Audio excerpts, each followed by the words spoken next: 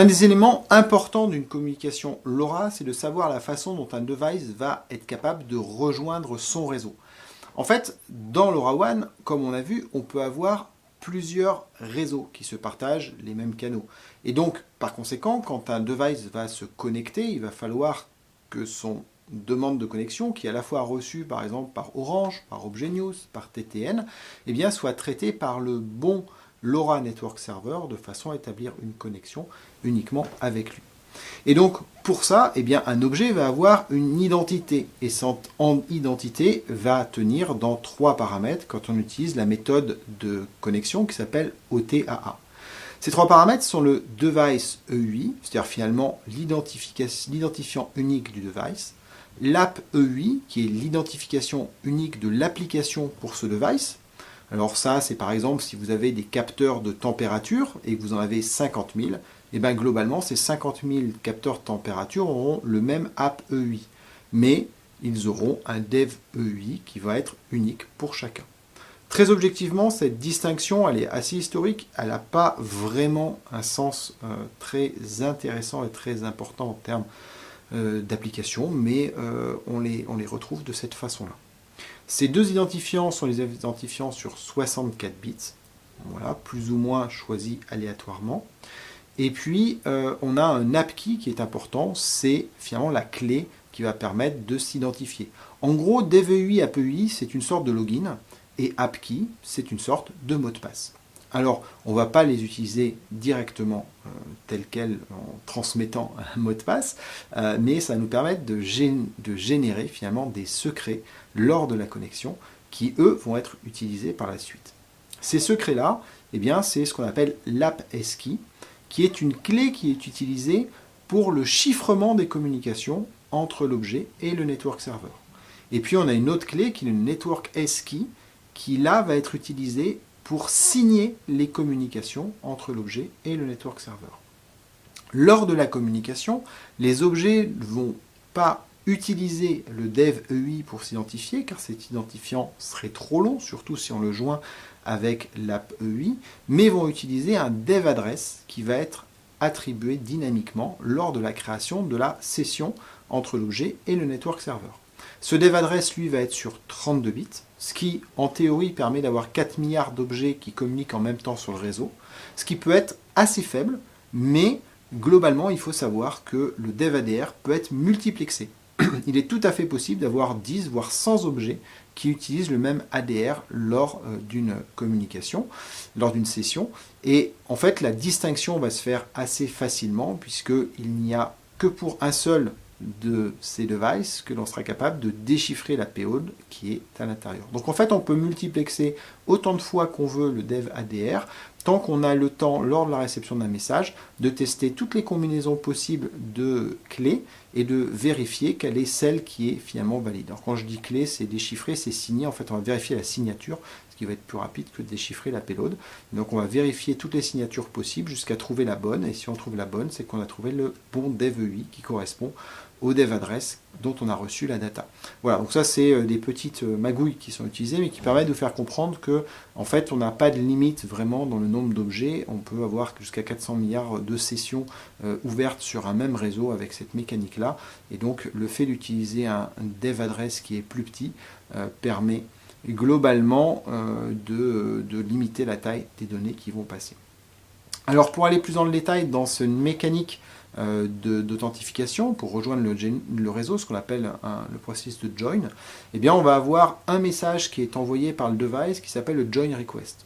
Et donc ce message-là va contenir le dev EUI, l'app EUI, et va contenir un élément qui ne peut être réalisé qu'à condition qu'on connaisse l'AppKey. Le network server va lui recevoir cette information-là et la transmettre à un join server. Le join server, c'est lui qui connaît à la fois le dev EUI, l'app EUI et qui connaît l'AppKey. Il n'y a que lui qui connaît cet AppKey. C'est pour cette raison que si j'envoie un join request avec ces informations-là, alors que mon réseau c'est Helium par exemple, et que mon join request est capté par le réseau ObjNews de Bouygues, eh bien le réseau ObjNews ne pourra pas me répondre avec un join accept parce qu'il ne connaît pas l'AppKey pour générer le message join accept. Donc le join server qui connaît ces informations-là, ce secret qu'on partage, eh bien, lui va générer le dev ID, va générer l'apps key, va générer le network key. Et il va renvoyer ces informations-là au network server qui, lui, va utiliser le dev ID et le network key pour vérifier la signature des trames qui arriveront par la suite et va renvoyer le dev ID et l'apps key à l'application server qui, lui, va déchiffrer les payloads lorsqu'elles sont arrivées. Donc normalement, le network server, lui, ne travaille qu'avec des données qui sont chiffrées. Il va juste vérifier la validité de la donnée en vérifiant ensuite sa signature. L'application server, lui, va déchiffrer la donnée. Et là, on pourrait se dire que cet application server, il devrait appartenir au propriétaire de l'objet, pour qu'on ait un chiffrement qui est end-to-end entre l'objet et l'application métier. Or, il faut bien savoir que ce n'est pas le cas. L'application server fait partie du LoRa Network Server qui fait partie de l'opérateur.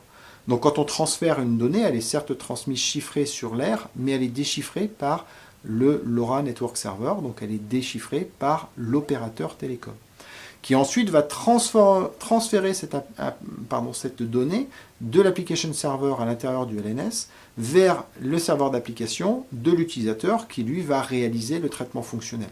Mais cette donnée va être transférée, alors pas en clair parce qu'elle est encapsulée dans du HTTPS en général, mais malgré tout, elle va être transférée et connue par le network server. Alors ça, c'est un point important. Si vous avez une sensibilité importante sur votre donnée et que vous voulez vous assurer que votre donnée ne soit pas connue par un tiers, eh bien, il y a deux solutions. Soit vous déployez votre propre LoRa Network Server, et c'est souvent le cas quand on a des opérateurs LoRa privés, enfin des réseaux privés qui sont déployés pour une application donnée, mais économiquement, ce n'est pas forcément super intéressant.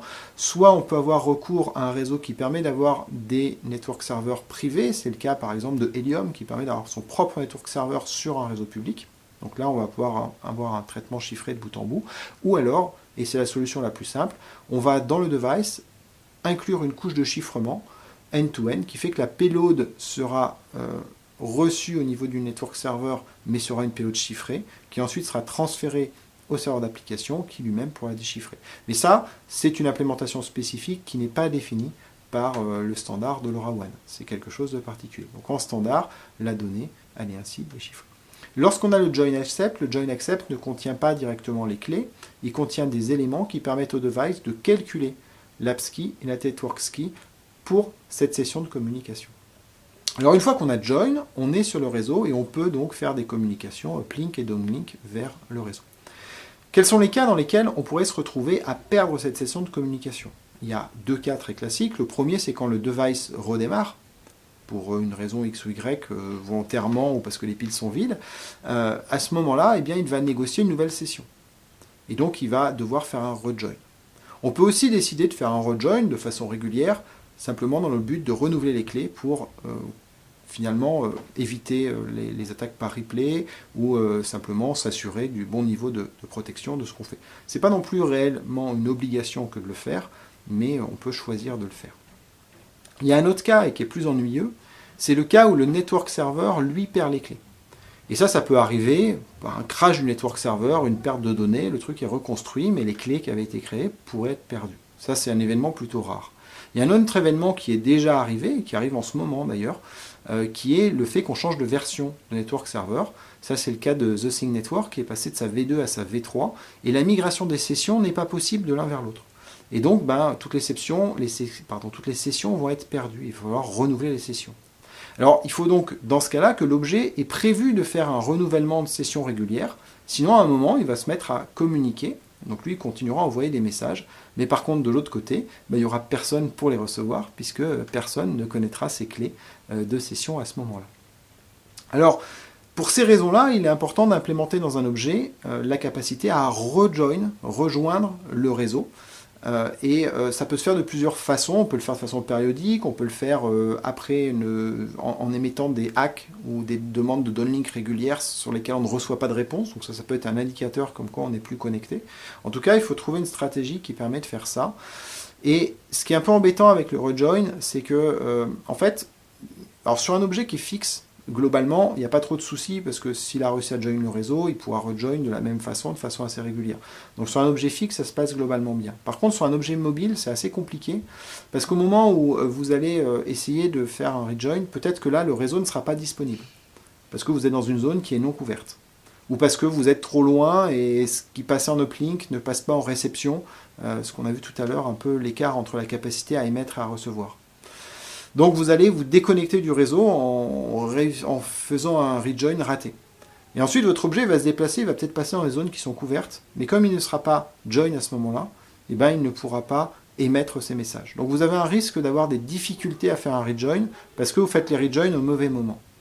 Alors ça c'est aussi lié au process de join de back-off qui fait que en fait la norme, elle ne vous dit pas comment faire un rejoin, elle ne vous dit pas quand le faire, mais par contre ce qu'elle vous dit c'est quand vous faites un rejoin, eh bien pendant la première heure où vous essayez de rejoiner, il faut faire un rejoin en utilisant maximum 1% duty cycle. Mais après la première heure, eh bien il faut faire un rejoin à 0,01% duty cycle et ensuite vous êtes à 0,01% duty cycle. Donc en fait, il va falloir espacer au fur et à mesure les tentatives de join quand vous n'arrivez pas à les faire. Alors ça a un objectif, c'est que si jamais le réseau est tombé, vous n'arrivez pas à joiner, c'est d'éviter qu'il y ait trop de messages qui soient envoyés alors que ça ne sert à rien puisque vous êtes soit hors couverture, soit le réseau est tombé depuis un petit moment. Mais ça a un inconvénient, c'est quand vous vous déplacez, moins vous essayez de faire un rejoin, et moins vous avez de chances d'y arriver. Et donc plus vous avez de chances de faire des tentatives à des moments où vous êtes dans des zones qui ne sont pas couvertes. Pourquoi je vous parle de ça? C'est parce que cette problématique, quand on est device maker, quand on crée un device, c'est vite une problématique qui est assez ennuyeuse et assez complexe à gérer. La norme ne définit pas grand-chose sur le sujet, si ce n'est ces contraintes-là qui peuvent être un peu ennuyeuses et qui sont intégrées en dur dans les implémentations LoRaWAN, et donc pour lesquelles des fois vous serez obligé d'activer quelques bypass sur des objets mobiles en particulier pour gérer les choses. Après sur un objet fixe, ces règles sont très, très bonnes et le rejoin est globalement assez simple, mais sur les objets mobiles, il y a une certaine complexité à prendre en compte derrière tout ça. Alors pour savoir si on est toujours connecté au réseau, il y a plusieurs façons de le faire. Il y a une commande, un link check par exemple, qui peut être envoyé et qui permet de récupérer des informations comme le nombre de gateways qui ont reçu, comme par exemple le dBm margin qu'il y a au niveau de la réception. Et ça peut permettre de connaître la qualité de la communication. On a aussi les acknowledgements qui sont assez faciles à utiliser, c'est-à-dire quand vous émettez un uplink, vous mettez un flag hack et vous devez normalement recevoir une réponse qui vous dit si la trame a été reçue par le network server ou pas. On évite de faire un hack sur toutes les frames qu'on envoie, parce qu'en général il y a des règles de fair use, puisque ça implique un downlink, d'avoir un hack, il y a des règles de fair use qui essayent de limiter ça. Donc ça va dépendre des réseaux, les règles en question, il n'y a pas de normes, donc par conséquent il faut consulter un peu l'abonnement que vous avez ou les règles du réseau, c'est un point qui est important, mais on peut imaginer faire par exemple toutes les 10 trames, des hacks pour savoir si on est toujours connecté ou pas connecté. Ensuite, lorsqu'on émet une trame, on peut aussi faire un mécanisme de retry. Dans ce cas-là, on va par exemple faire un retry à 2, et ça veut dire que quand on va émettre une trame, elle va être émise avec un hack, et si l'on ne reçoit pas le hack, automatiquement la stack va renvoyer une deuxième trame derrière, et si encore une fois il n'y a pas le hack, il va renvoyer une troisième trame derrière. Puis après, quand on fait un hack égale 2, il va s'arrêter. Le principe de ce qui est implémenté dans les mécaniques de LoRaWAN, eh bien, c'est que lorsque l'on fait plusieurs retries, alors ça commence à partir du troisième repeat, dans ce cas-là, on va changer de data rate, c'est-à-dire qu'en fait, on va augmenter le spread factor de façon à augmenter les chances d'être reçu. On peut faire jusqu'à 6 retries les uns derrière les autres. Il faut savoir que c'est quand même assez impactant sur le duty cycle, parce qu'à chaque fois que vous faites ça, eh bien, vous consommez, vous bloquez un canal par rapport aux règles de duty cycle, et donc à la fin, pour une seule émission, vous pouvez vous retrouver avec tous les canaux qui sont bloqués. Bien sûr, comme vous ne savez pas à l'avance quel est le nombre de retries que vous allez pouvoir faire, le retry va bien fonctionner si par exemple vous avez une émission toutes les heures, vous pouvez vous permettre de consommer 6 émissions en retry et donc le duty cycle associé. Si par contre vous avez une émission toutes les 3 secondes, et ben, en fonction du nombre de retry, ça va bloquer et donc faire perdre des émissions qui suivent. Donc là encore, c'est quelque chose qu'il faut prendre en compte. Ensuite, on a l'ADR, qui est quelque chose qui peut être assez intéressant et qui existe sur certains réseaux et qui permet de prendre en compte aussi la gestion dynamique du fonctionnement des devices. Et l'objectif, eh bien, c'est de pouvoir setuper par le réseau la puissance d'émission et le spread factor qui va être utilisé, de façon à finalement optimiser le fonctionnement du réseau.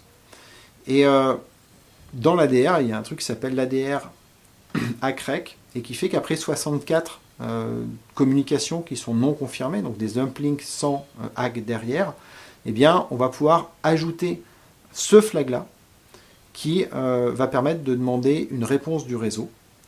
Et si on n'a pas de réponse du réseau après un certain nombre de transmissions, eh bien, automatiquement, on va avoir un basculement des communications, un data rate qui est inférieur, donc un spread factor qui est supérieur, de façon à essayer de joindre un réseau qui serait un petit peu plus loin. Donc pas mal de mécanismes qui sont à l'intérieur des stacks. Je ne vous cache pas que tout ça, ça fait une certaine complexité quand on fait l'implémentation, d'autant qu'ils se percutent un peu les uns les autres, ils sont un peu cumulatifs, et voilà, la doc n'est pas non plus super simple sur ces mécaniques-là.